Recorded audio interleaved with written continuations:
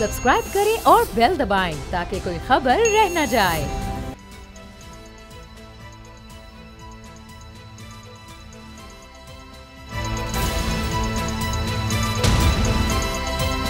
अब पता चला। बिस्मिल्लाहिर्रहमानिर्रहीम, अस्सलाम वालेकुम। मैं हूं मोहम्मद उसामा गाजी और आप देख रहे हैं अब पता चला। नाज़रीन, इक़्तिदार के खेल में कोई दोस्त नहीं होता, हलीफ होते हैं या फिर हरीफ। ये खेल ऐसा है कि इसमें हलीफ को हरीफ और हरीफ को हलीफ बनने में ज़रा देर नहीं लगती। वफा और बेवफाई के इस खेल के नतीजे में वो हुक्मरान जिसके आगे निज़ाम बिछा जा रहा होता है, जिसकी हर जायज़ और नाजायज़ ख्वाहिश पूरी करने के लिए इदारे किसी गुलाम की तरह तगो-दो कर रहे होते हैं, एक लम्हे में आसमान से ज़मीन पर आ जाता है। तारीख में ऐसे बहुत से वाक़यात भरे पड़े हैं जहां हुक्मरानी के तलबगारों को साजिशों जोड़ तोड़ की सियासत के बलबूते पर इक़्तिदार तो मिल गया, लेकिन ये सिर्फ 4 दिन की चांदनी ही साबित हुआ। सियासत की जदीद तारीख पर नज़र डालें तो यहाँ भी हमें एक ऐसा वज़ीर आज़म नज़र आता है जिसकी पार्टी को एक वाक़े ने मकबूलियत की बुलंदियों पर पहुँचा दिया। कोई वाक़या उस मुल्क के लिए कलंक का टीका था, लेकिन इक़्तिदार के पुजारियों को इससे फ़र्क क्या पड़ता है। ये पार्टी वोट को इज्जत दो की बात करती थी, लेकिन सिर्फ उन वोटों की इज्जत जो इसे पड़े। लेकिन इसका चूरन बिकता गया इक़्तिदार के रास्तों पर। ये आगे बढ़ती चली गई, कहीं गुंडागर्दी से काम निकाला, कहीं पैसे की चमक से चाल चली और कहीं लोगों को साथ मिलाने के लिए इनके मुकद्दमात में मदद की हामी भरी। यूं इस पर इक़्तिदार के बंद दरवाजे खुल गए।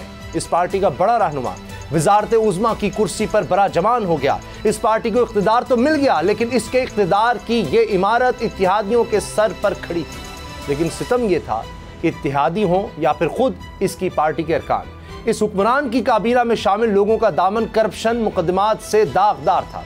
ये लोग इस कोशिश में थे कि किसी तरह से ये दाग धुल जाए। अपनी पार्टी के रहनुमाओं पर मुकदमात का दबाव, अलग मुकदमात खत्म करने के लिए इत्तेहादियों के मुतालबे भी बढ़ते जा रहे थे।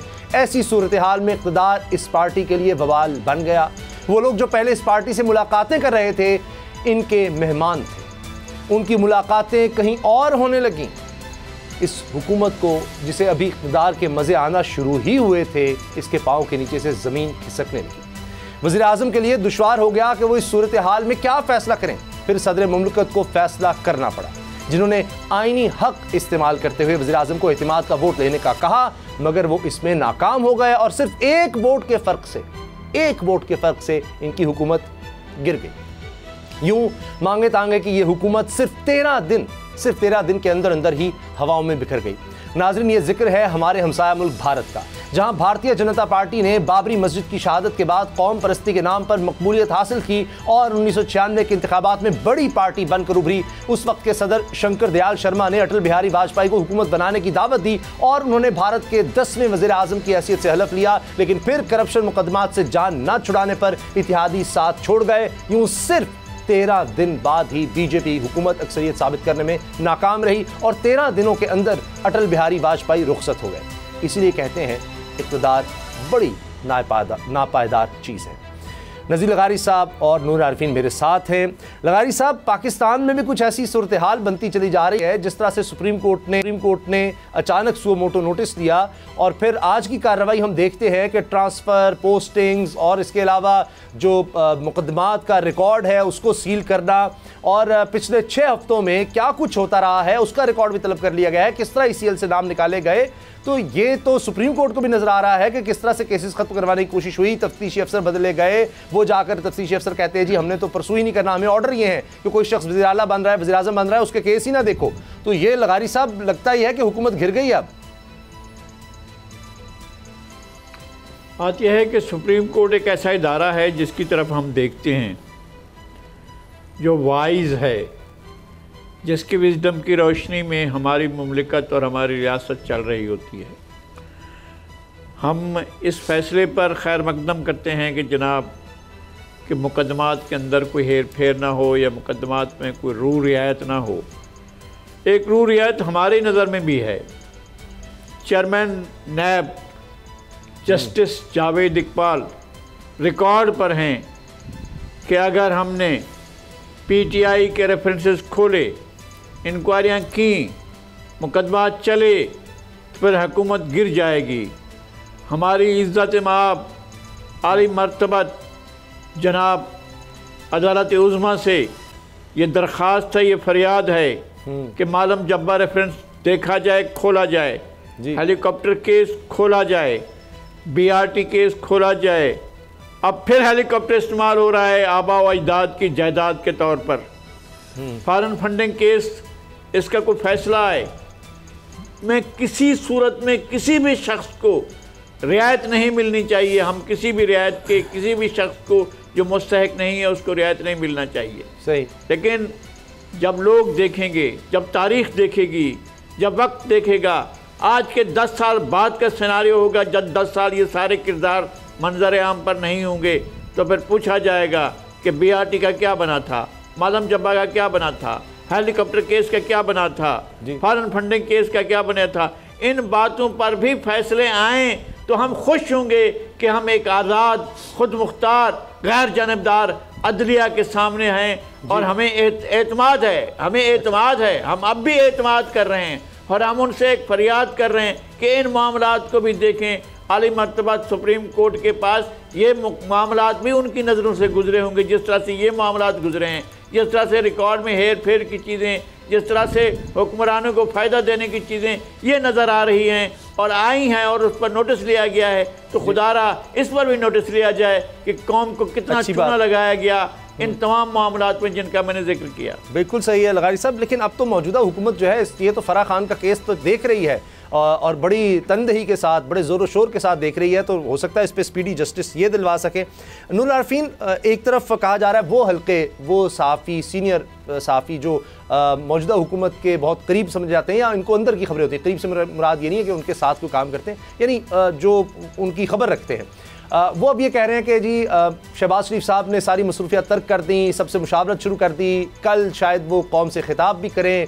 मरीम औरंगज़ेब साहबा फरमा रही थी कि जी रोना धोना जितना भी हो जाए इलेक्शन की तारीख हम देंगे। जो सूरत हाल बन गई है, चाहे हम सुओ मोटो को देखें, चाहे ये खबरें चल रही हैं कि जी गारंटी मांगी जा रही है कि 1.5 साल की गारंटी, नेशनल सिक्योरिटी कमेटी का इजलास, वरना फिर निकल आएँ, छोड़ दें, ये कर दें, वो कर दें, तो आपको लग रहा है कि शहबाज शरीफ साहब कहेंगे कि नहीं हमसे बात बन सकी और हम आप पर जुल्म नहीं कर सकते थे, अवाम पर हम ये पेट्रोल बम नहीं गिरा सकते थे, इसलिए हम हुकूमत छोड़ रहे हैं? क्या हो सकता है कल?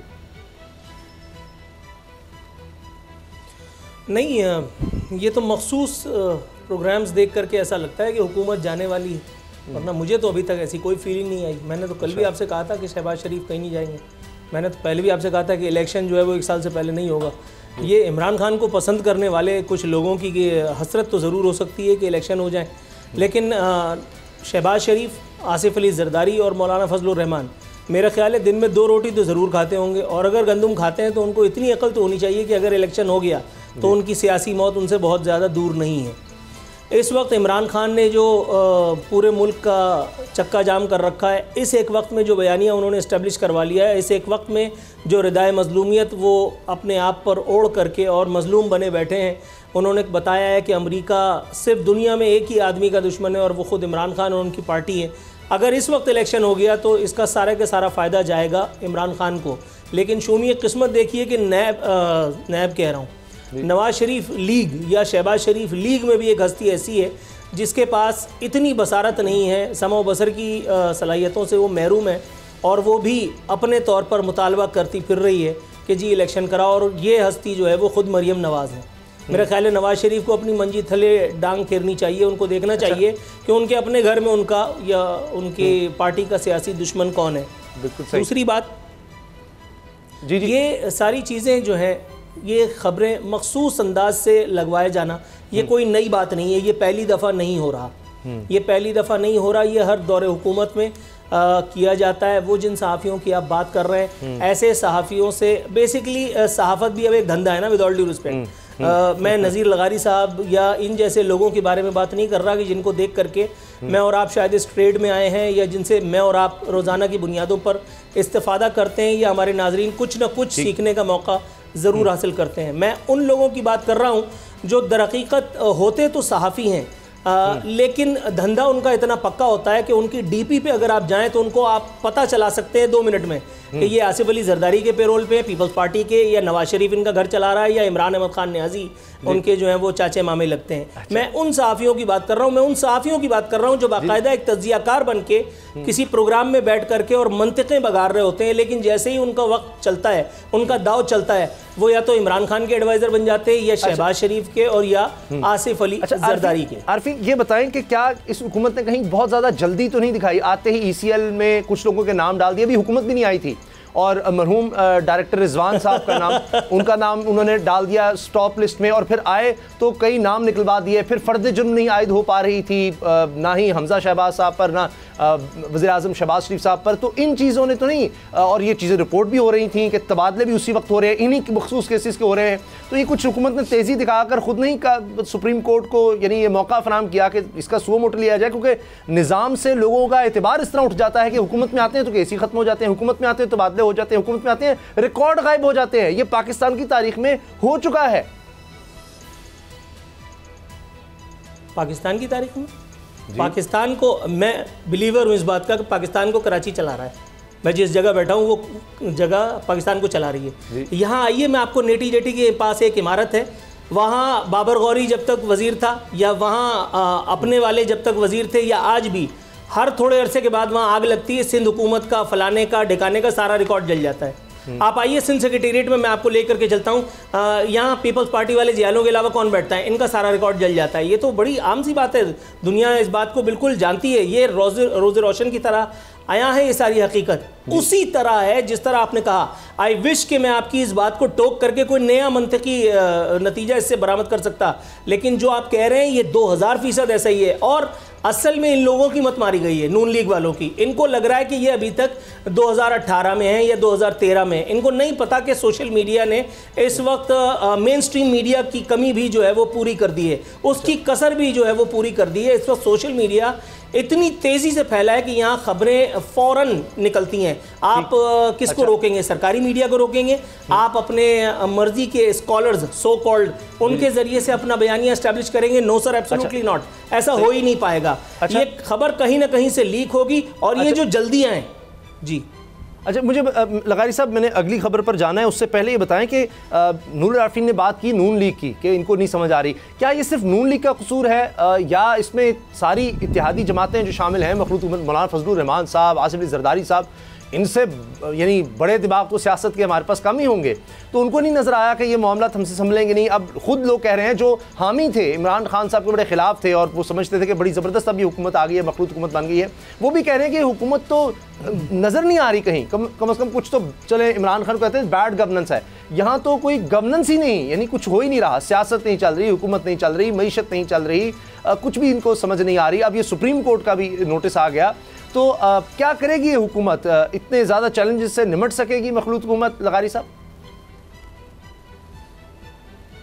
आपने जनाब इमरान खान साहब की बात की है, भरम खुल जाएगा जालिम तेरी क़यामत की दराजी का, अगर इस पुर्रे पुरपेचो खम से पेचो खम निकले, अगर बैसाखी ज़रा सा भी इधर हो जाए तो देखे कहाँ पड़े होंगे, कोई नज़र भी नहीं आएंगे भाई। ये जो गुड्डे लड़ा रहे हैं ना, ये जो पतंगबाजी हो रही है ना, और जिस तरह से इन्हें मैदान में खुला छोड़ा गया है, अच्छा, और जिस तरह से गुड्डे गुड्डे का खेल खेलने वाले, जिस तरह से पतंगबाजी करने वाले, जिस तरह से खुदा ना करे कि मेरा गुमान या मेरा ख्याल दुरुस्त हो कि जिस तरह से दाखिली ताकत के मराकज़ में दाखिली आवेज़श हो रही है, पता नहीं मैं अल्फाज कैसे इस्तेमाल करूं, मुझे समझ में नहीं आता है कि मेरे बाद दफ़ा अल्फाज ऐसा ना हो कि गरां गुजरें।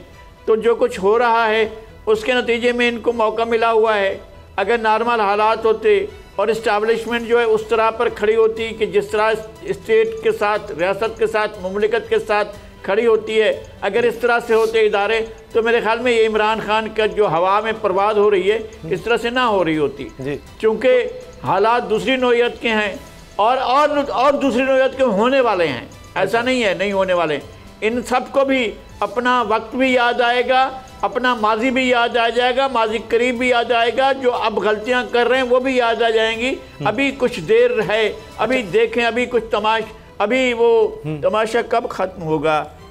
ये जो अब अगले दिन ये शेर पढ़ रहे थे, जी, जी। हमें पता चलेगा कि किस तरह से तमाशा हो रहा है और उस तमाशे के पस मंज़र में क्या है, पेश मंज़र में क्या है, ये सारा कुछ खुल जाएगा, हमें पता चल जाएगा। बिल्कुल सही लगारी साहब, ये हमारी तारीख रही है। लेकिन नूर आलफीन, अगली जो हमारी खबर है, जिस तरह से एक और नोटिस चला गया है समी इब्राहिम साहब को और FIR भी दर्ज हो गई अटक में और उनकी गिरफ्तारी के लिए बड़ी कोशिशें हो रही हैं, जबकि हाई कोर्ट के अहकामात थे कि हिरासा ना किया जाए।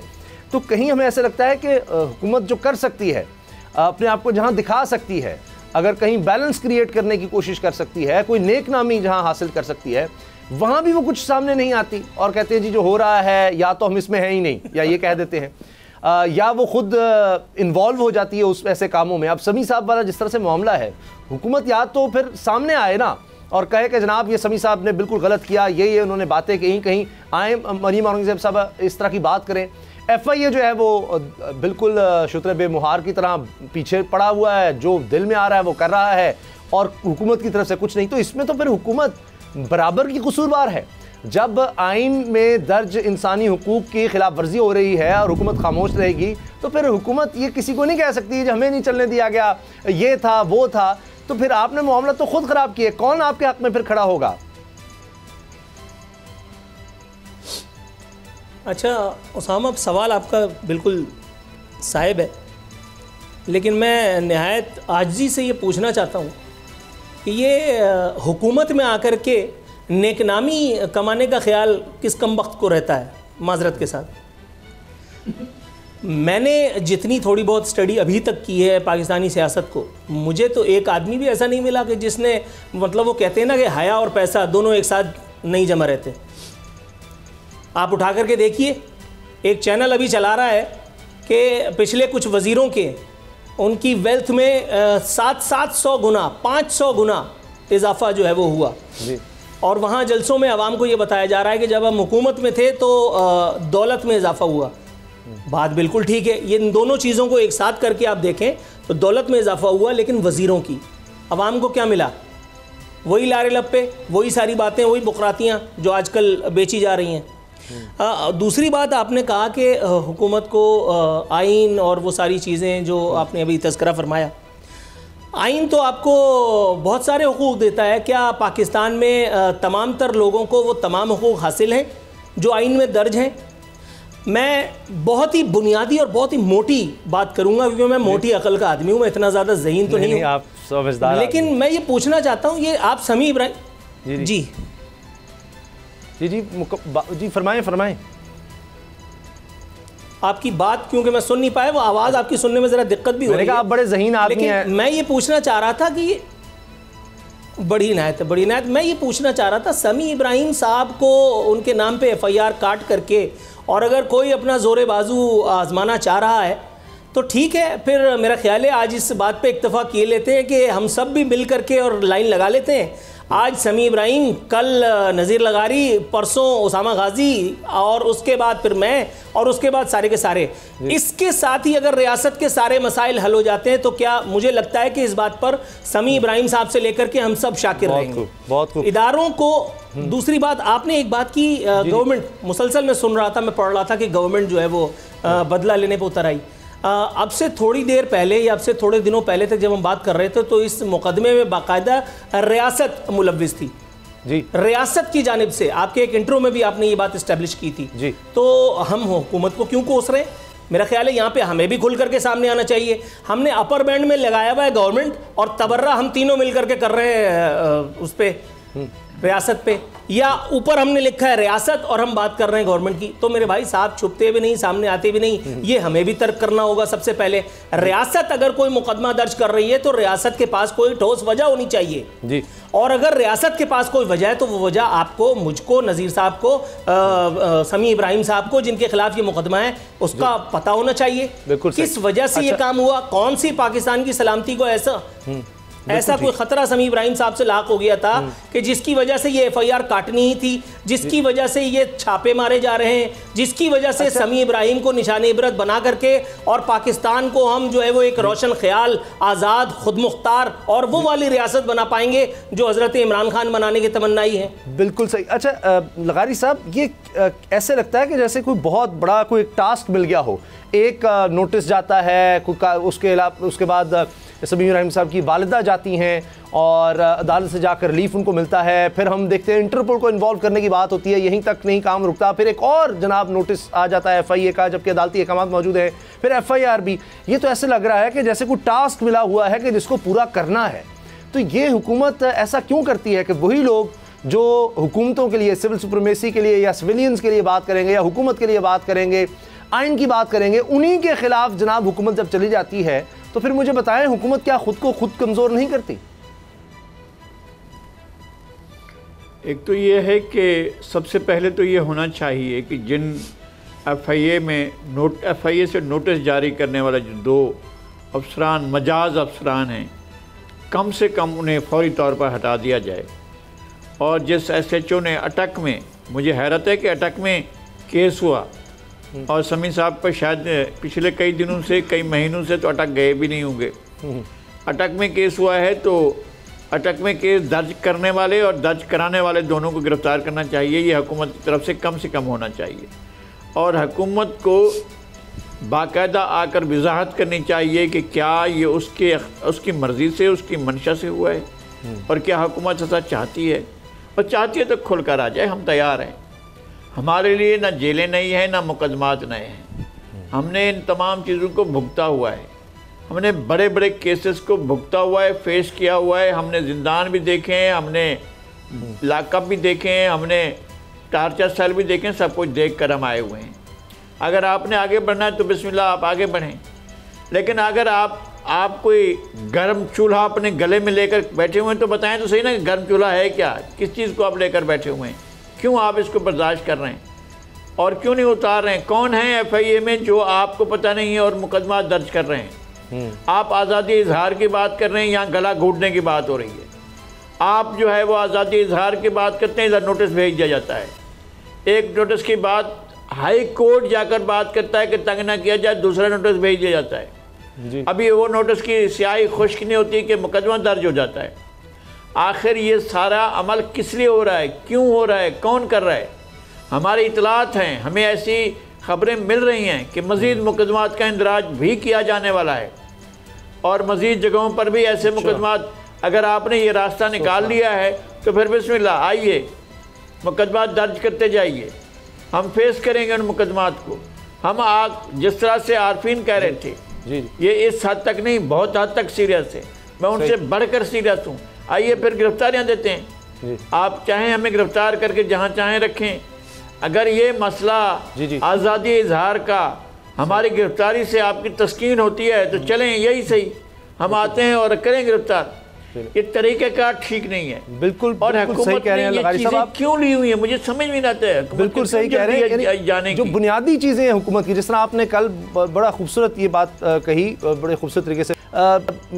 वज़ीर आज़म बहुत कुछ कर सकते थे लोगों की दाद रसी के लिए। जहाँ इस वक्त लोग प्यास से परेशान हैं, उनके जानवर मर रहे हैं, वहीं जाकर उनकी दाद रसी कर सकते थे। इसी तरह से ये जो इज़हार राय की आज़ादी है, इसको कम अज़ कम सल्ब ना करते तो कम अज़ कम उनके क्रेडिट पे कुछ तो होता।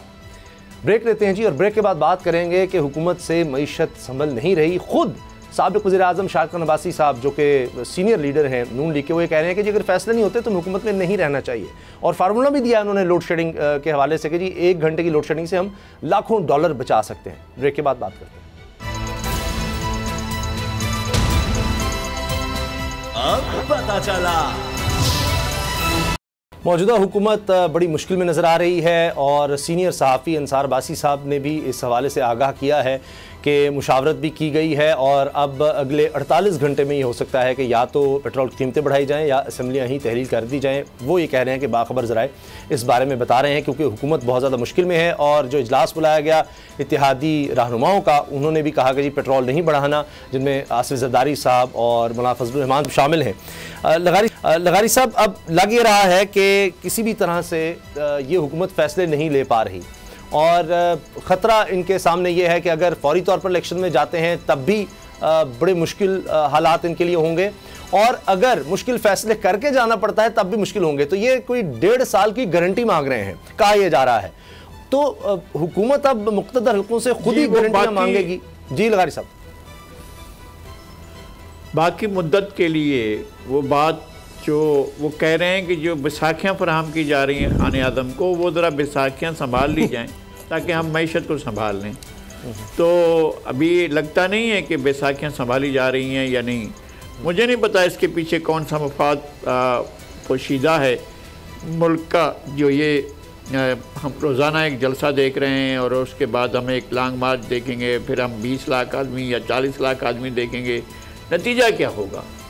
नतीजा तो अगले सेगमेंट में मैं बताऊंगा कि क्या होगा। लेकिन ये कि जिस तरह से काम चलाया जा रहा है, जिस तरह से पाकिस्तान की इस्टेब्लिशमेंट खेल रही है, जिस तरह से मुक़्तदर इदारे अपना खेल दिखा रहे हैं, मेरा ख्याल है कि इस तरह से मुल्क चलेगा नहीं अगर चलाना भी चाहें तो। मुझे नहीं, अगर ये हुकूमत अभी आई है, ये इनका पहला तजर्बा नहीं है।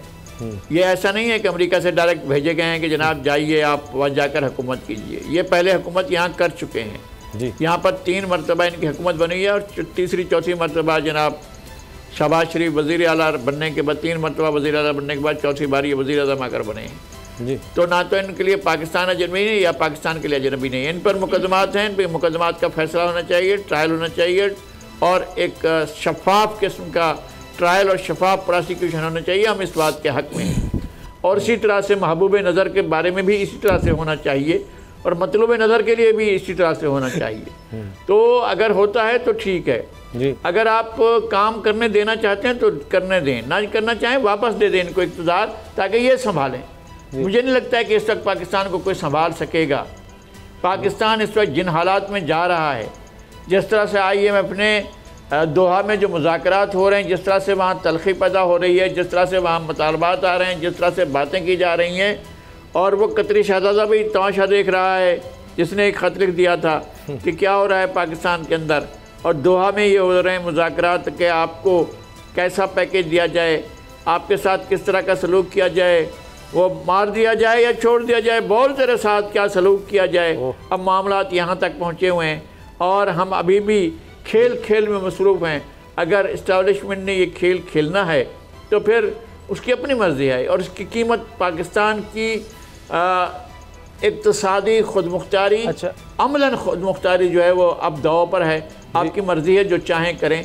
मेरा ख्याल ये है कि अगर इनको 4 दिन आप काम करने देते हैं, फिर हटा ही दीजिएगा, लेकिन इनको 4 दिन काम करने दें, कुछ डिलीवर तो करें ये। लेकिन एक इंतहाई मोहतरम जी लगारी साहब, असल में अब आपकी बात दुरुस्त, लेकिन अब ये गारंटी किस तरह से दी जा सकती है? वो तो 1.5 साल की गारंटी मांग रहे हैं।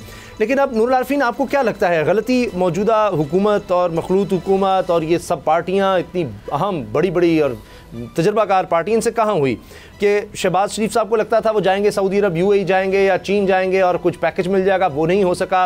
क्योंकि खुर्रम हुसैन साहब सीनियर जर्नलिस्ट भी हैं, इकोनॉमिस्ट भी हैं, उन्होंने कहा, मैंने खुद पूछा कि जी आपको पता है आपके इन हालात में आ रहे हैं ये अदम एतमाद और ये सब हुकूमत में? शहबाज शरीफ ने कहा जी बिल्कुल पता है, हमें सब्सिडी का मामला है, हम सब चीज़ें संभाल लेंगे, हमें ऑयल का भी पता है, इन्होंने सब्सिडी दी हुई है, कोई इनसे ढकी छुपी नहीं थी, मसाइल इनसे ढके छुपे नहीं थे, कहते हैं हमें सब पता है, हम संभाल लेंगे। तो फिर इनके साथ अब हो क्या गया है? जब इनको पता था हम संभाल लेंगे, तो ये तो नहीं है कि ये समझ रहे थे कि इमरान खान साहब खामोश होकर बैठ जाएंगे और पता नहीं क्या होगा। मिसकैलकुलेशन से कहाँ हुई? इनको लगता था IMF को हम किसी तरह से मना लेंगे। वो तो IMF के हवाले से कहते हैं कि जी बिल्कुल हम, मिफ्ता इस्माइल साहब का आज भी बयान है कि जी हम सारी बातें मानेंगे IMF की, हम यकीन दहानियाँ करवा रहे हैं उनको। लेकिन फिर वो जो कहते हैं IMF के जी पेट्रोल महंगा करो, बिजली महंगी करो, वो फिर करते भी नहीं है डर के, तो कुछ ये कर भी नहीं पा रहे। और रोज़नामा औसाफ में जनाब लिखा हुआ है कि जी इसहाक डार साहब जो हैं उनको क्यों नहीं लाया गया, मिफ्ता इस्माइल से तो कुछ हो नहीं रहा। ख़ुद नून लीग के रहनुमा ये कह रहे हैं कि जनाब मिफ्ता इस्माइल नातजर्बाकार हैं और इसहाक डार को लाना चाहिए था, बड़ी गलती हो गई, मरियम को आगे आना चाहिए था, परवेज़ रशीद साहब कहाँ हैं, ये लिखवाया जा रहा है। तो ये तो लगता है घर से कुछ मामला ऐसे हैं कि जैसे काम ही नहीं करने दिया जा रहा या वो कमज़ोर हो चुके हैं। कहाँ इनसे गलती हुई है?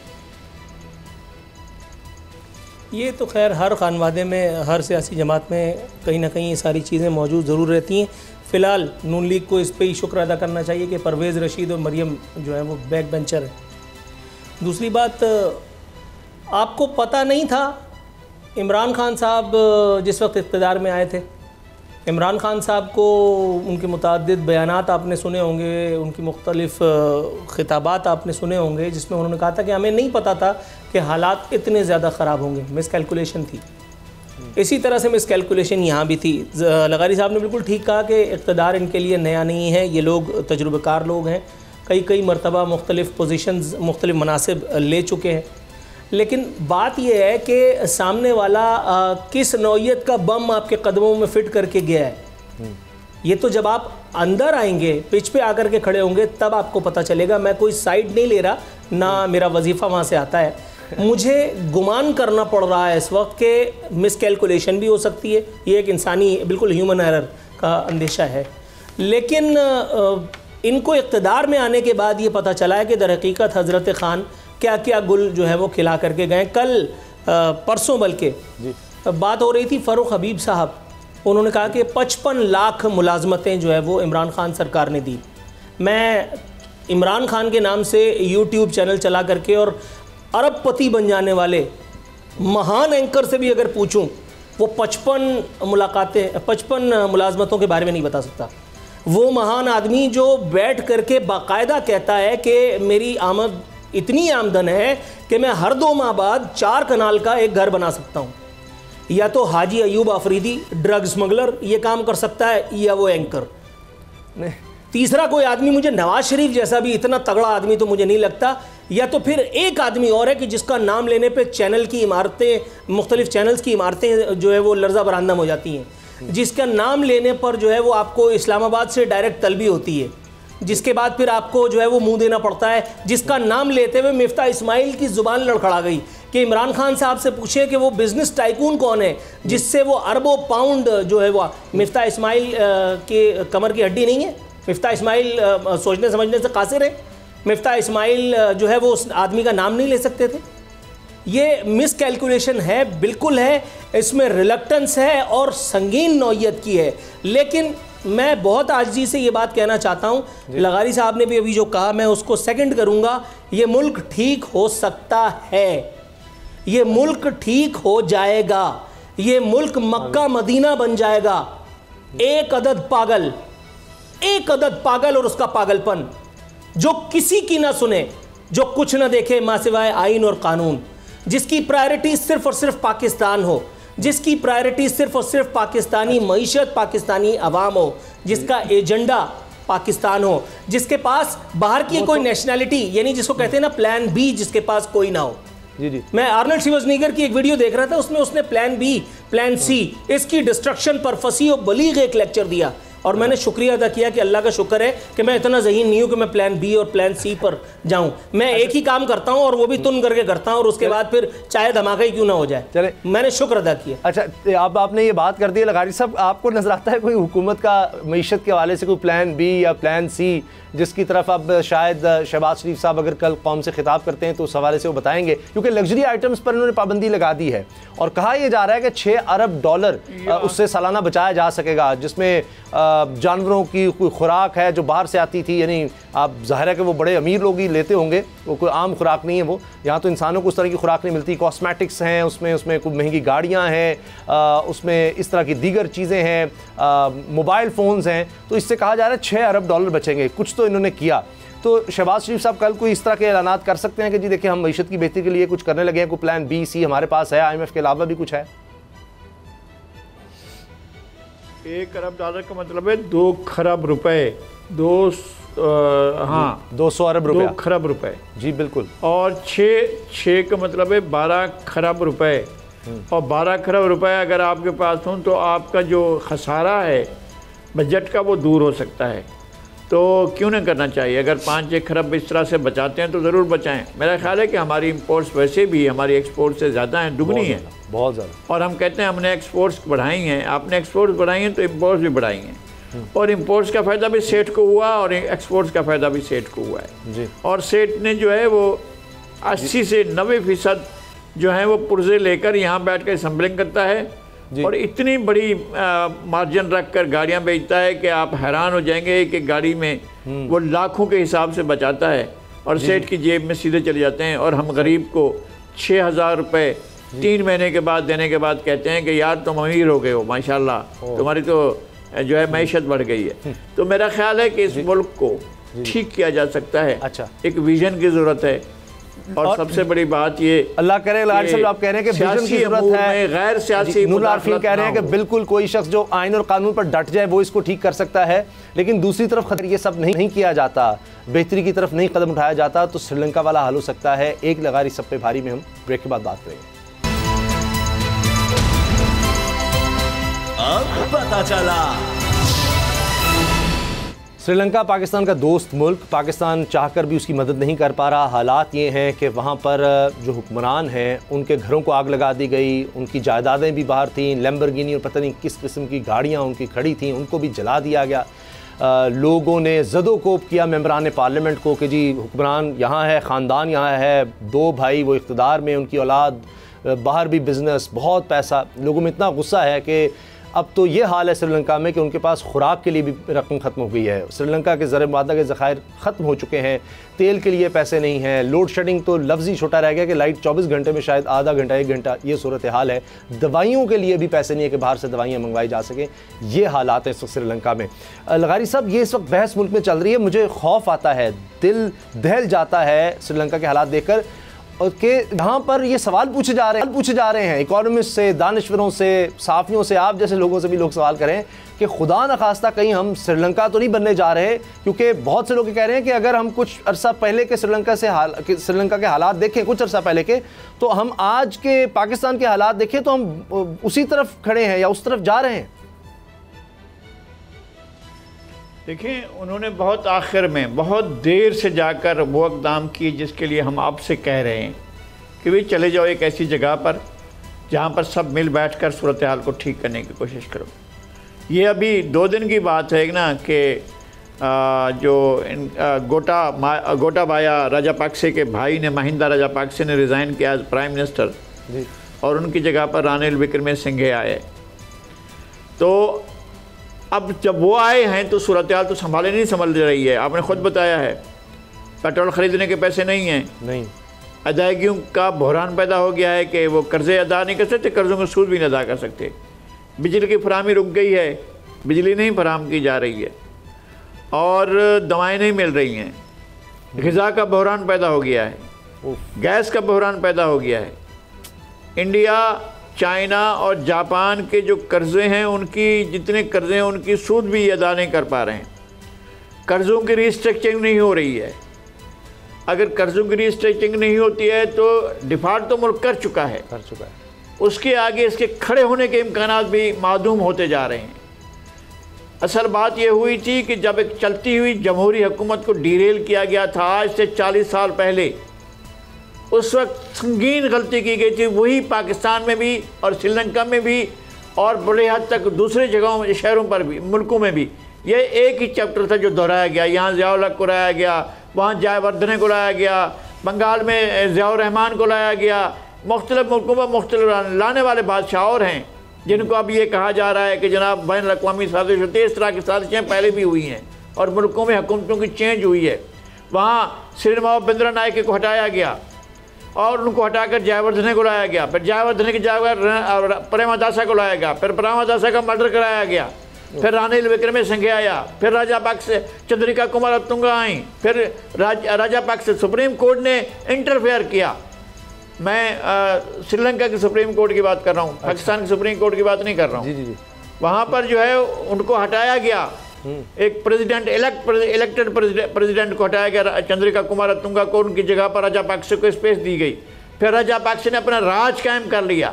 महिंदा राजापाक्से आमिर मुतलक बनकर बैठ गया, अपने भाई को इक़्तिदार में शरीक किया, बल्कि मालिक बना दिया, खुद उनका वज़ीर आज़म बन बैठा और मुल्क इस हाल को पहुँच गया। और उसका अंदर ये गुमान था कि मैंने अपने अहद के सबसे बड़े दहशतगर्द प्रभाकरण की लाश उठाने वाला कोई नहीं था, मैंने तामिल इलाम टाइगर्स को जो है ख़त्म कर दिया।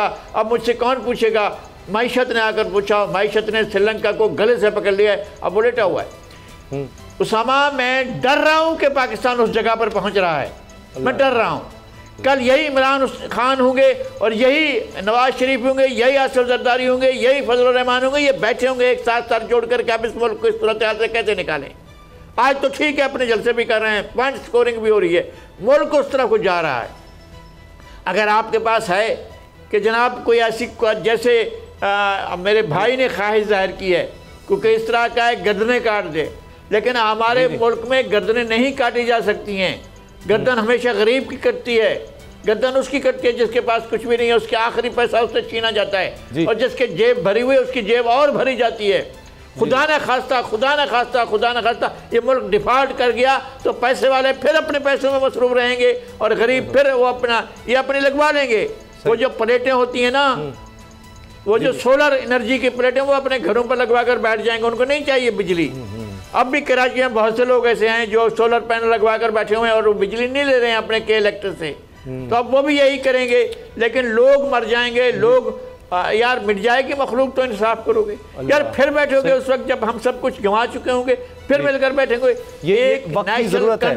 साहब दुरुस्त फरमा रहे हैं, ये बार बार कहा जा रहा है कि सब मिल बैठकर, बल्कि ऐसे लग रहा है कि इनको ज़बरदस्ती कोई बिठा दे कि सब स्टेक होल्डर्स मिल बैठकर ये मुल्क के हवाले से फ़ैसला करें। मुल्क की सालमियत इससे जुड़ी हुई है, पाकिस्तान की मईशत से, वरना खुदा न खास्ता आप देख रहे हैं श्रीलंका के हालात क्या हो सकते हैं। आरफीन नामा, आरफीन मैं अभी देख रहा था, आप ज़रूर इस पर बात कीजिएगा कि सिर्फ दुबई में ही पाकिस्तानियों के 10 अरब डॉलर से ज़्यादा है यानी रियल इस्टेट में या इन्वेस्टमेंट में, तो हमारा मुल्क फिर गरीब तो नहीं है? हमारे मुल्क से ज़्यादा अमीर मुल्क तो मैंने तो नहीं देखा। आपकी बात को सेकंड करता हूँ। हमारे मुल्क में जितना पैसा है उसकी तरफ अभी निशानदेही की है नज़ीर लगारी साहब ने। मेरा मौजू है मिट जाएगी मखलूक तो इंसाफ करोगे। बहुत अच्छा है, सुप्रीम कोर्ट ने आज सोमोटो लेकर के वो एक तासुर जो था उसको भी गलत साबित कर दिया कि जी कोई विक्टिमाइजेशन किसी की तरफ से ख़ास तौर पर PTI की जानिब हो रही है। बहुत अच्छा है। अली अहमद कुर्द साहब, उनका एक ट्वीट आपकी खिदमत में पेश करके फिर केस इस्टेब्लिश करता हूँ। अली अहमद कुर्द लिखते हैं, एक साबका चीफ जस्टिस जिसका हर फैसला आवाम ने रद्द किया, वो इस साबका वज़ीर आज़म को उसके घर मिलने जाता है जिसने ओपन कहा कि अगला जज हमारा आ रहा है और फिर हम कहते हैं हमारा जुडिशियल निज़ाम 127वें नंबर पर क्यों है। ये है ट्वीट और ये तस्वीर लगी हुई है अली अहमद कुर्द की। मैं सिर्फ कोट करने का गुनाहगार हुआ हूँ। अच्छा है कि ये आपने जो केसेस उठाए हैं, आपने नैब को इंस्ट्रक्शंस दी हैं, ECL पे किन लोगों का नाम हटाया जा रहा है, क्यों कर हटाया जा रहा है, ये भी किया आपने। लेकिन कुछ और काम हैं, दस्तबस्ता अर्ज़ करते हैं कि आप उसको भी ज़रा देखिए, ज़रा चेक कर लीजिए कि ये PTI का फॉरेन फंडिंग का जो मामला था पेस पकड़ चुका था। इलेक्शन कमिश्नर डट गए थे, इमरान खान ने भांप लिया था और इमरान खान ने अपनी तोपों का रुख चीफ इलेक्शन कमिश्नर की तरफ करके बाकायदा पब्लिक गैदरिंग्स में उनको नून लीग का एजेंट कहना शुरू कर दिया था कि अचानक से एक फ़ैसला आया कि जी 30 दिन के अंदर ये जो केस का फ़ैसला होने के लिए जा रहा है, इसको आप ज़रा रोकें। और आज जिधर से ये फ़ैसला आया था, ये उसी इदारे का मैं नाम नहीं लेता, उसी आज़ाद इदारे का एक बयान मेरे सामने है, एक ऑब्जर्वेशन है। PTI foreign funding case, election commission को काम करने से नहीं रोका। खुदाए वाहिद की इज्जत और आबरू की कसम, आप पिछला वाला हुक्मनामा पढ़ लें और आप ये खबर पढ़ लें, आप लरस जाएंगे कि किया क्या जा रहा है और दिखाया क्या जा रहा है। आगे बढ़ते हैं जी। अब ज़रा बात सनसनीखेज़ मरहले में दाखिल हो रही है। सिंध हुकूमत के तर्जुमान मुर्तज़ा वहाब की ये तस्वीर है। मुर्तज़ा वहाब ने कल प्रेस कॉन्फ्रेंस की है, बाकायदा CTD के लोगों के साथ बैठ करके हो क्या रहा है उन्होंने बताया। मैं उन्हीं का कंधा इस्तेमाल करता हूँ। रियासत मुखालिफ कार्रवाइयों में मुलविस मुल्ज़िमान को ज़मानतें मिलना हम सब के लिए ख़तरा है। सदर धमाके के मुल्ज़िम अल्लाह डिन्नू को पिछले साल कानून नाफिज करने वाले इदारों ने गिरफ्तार किया था, लेकिन इसके बावजूद उसे अदालत से ज़मानत मिली, जबकि CTD के पास वाज़ेह शवाहिद मौजूद थे कि यह मुल्ज़िम दहशतगर्दी के वाक़यात में मुलव्विस है। ज़मानत कौन देता है? मुर्तज़ा वहाब ने बता दिया, मुझे बताने की ज़रूरत नहीं है। और अब इत्तेहाद बैनुल मुस्लिमीन के दाई लरस जाएंगे। अब ये बिल्डिंग जो है बहुत बड़ी बिल्डिंग, इनके मकीन ये दहल जाएंगे कि अब मैं क्या बात करने जा रहा हूँ। लिखा है CTD ओहदेदार ये बता रहे हैं कि सदर बम धमाके में मुलव्विस दहशतगर्द को ईरान से हिदायत मिल रही थी। कहाँ से? ईरान से। इत्तेहाद बैनुल मुस्लिमीन के दाई ज़रा बैठ जाएं। इत्तेहाद बैनुल मुस्लिमीन वालों को अपना चूरन बेचने का एक और मौका मैं फराहम कर रहा हूँ। ईरान से हिदायत मिल रही थी। कुलभूषण को लेकर के आए कहाँ से? ईरान से। उज़ैर बलोच को कहाँ से लेकर के आए थे? ईरान से। ये तीसरा तमगा आपको मिलने के लिए जा रहा है। CTD वाले बता रहे हैं, बैरिस्टर मुर्तज़ा वहाब के साथ बैठ करके प्रेस कॉन्फ्रेंस हुई है। DIG सैयद खुर्रम बता रहे हैं अल्लाडिन्नू रहमून उमर कोट का रिहायशी था जो आईडीज़ बम बनाने का माहिर था। सिंध के मुख्तलिफ इलाकों में ये बम धमाकों में मुलव्विस रहा। सिंध में रेल ट्रैक्स पर हमलों में मुलव्विस था। इसने ईरान में अपने सरबराहान से तरबियत हासिल की और हालिया धमाकों के लिए इससे 2 लाख रुपए की रकम भी मौसूल हुई। फुटेज मौजूद है कि जिसमें वीडियो में दहशतगर्द को ईरान से हुक्म मौसूल होते हुए देखा जा सकता है। सैयद खुर्रम, DIG, CTD, मुर्तज़ा वहाब, आरफीन सिद्दीकी कहीं नहीं है। अब देखिए एक और मामला इंसाफ करने का, ये तस्वीर देख लीजिए। पाकिस्तान में अमेरिका को ललकारते ये अल्लामा असद उमर साहब, इनका बयान सुनिए। कहते हैं फैसला करने वाले कान खोलकर सुन लें। फैसला करने वाले, असद उमर कह रहे हैं, मैं सिर्फ दोहरा रहा हूं, फैसला करने वाले कान खोलकर सुन लें, तारीख कभी माफ नहीं करती, फैसलों का वक्त आ गया है। भाई इनकी मर्जी का फैसला बना करके दे दे, मेरे ख्याल है इनको बहुत जल्दी है, इनको बहुत जल्दी है। इनके पास वकीलों की फीस भी है क्योंकि अभी हुकूमत में भी गए हैं, कहीं पैसे खर्च हो गए तो फिर मुकदमा करने वाले भी पछताएंगे। आप सुनिए जुबान क्या इस्तेमाल कर रहे हैं। कह रहे हैं अगर इमरान खान को कुछ होता है तो फिर पाकिस्तान में कोई भी हालात को काबू में नहीं रख सकेगा। तो फिर आसिफ अली जरदारी बुरा था? जिंदगी का सबसे बड़ा खुमियाजा, सबसे बड़ा नुकसान उठाने के बाद उसने अगर पाकिस्तान खप्पे कहा तो असद उमर उससे बेहतर क्यों कर हुए? मुझे अगर थोड़ा सा वक्त दें, थोड़ा सा वक्त, 2 बातें और करके खत्म करता हूं। ठीक, नूर आरफी मैं माजरत चाहता हूँ, टाइम खत्म हो गया, लेकिन ये बात आपने बिल्कुल सही कही कि हमारा जो निज़ाम है उसको देखने की ज़रूरत है। इसमें सिर्फ ये नहीं कि हम किसी एक को ज़िम्मेदार ठहरा रहे हैं, लेकिन इसमें प्रोसिक्यूशन को भी देखना चाहिए कि एविडेंस किस तरह से लाया जाता है, क्या किया जाता है। इसको पहले इस दहशतगर्द को सज़ा मिल जाती तो आज शायद हम इस बड़ी दहशतगर्दी से बच सकते थे। प्रोग्राम देखने का शुक्रिया, इजाज़त दीजिए, अल्लाह हाफ़िज़।